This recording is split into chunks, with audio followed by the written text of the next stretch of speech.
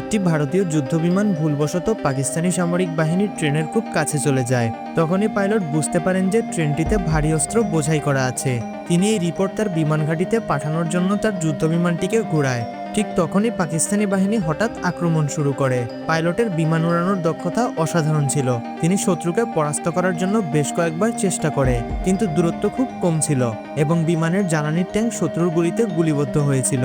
জেটটি অনেক ক্ষতিগ্রস্ত হয়েছিল, যে কোনো মুহূর্তে তা বিধ্বস্ত হতে পারে।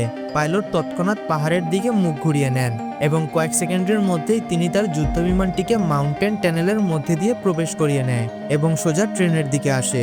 পাকিস্তানি সৈন্যরা হতবাক হয়ে যায়। ডেভিড সময় নষ্ট না করে ট্রেনের ট্র্যাককে লক্ষ্য করে একটি রকেট ছোড়ে। তারপর পাকিস্তানি সৈন্যরা ট্রেনের ইমার্জেন্সি ব্রেক করে, কিন্তু ততক্ষণে অনেক দেরি হয়ে যায়। ট্রেনের নাম এবং তার চিহ্ন মুছে যায়। পাইলট যখন এই রোমাঞ্চকর বিজয় উদযাপন করবে, ঠিক তখনই পাকিস্তান থেকে দুটি ট্র্যাক মিসাইল এই যুদ্ধবিমানকে উদ্দেশ্য করে ছোড়া হয়।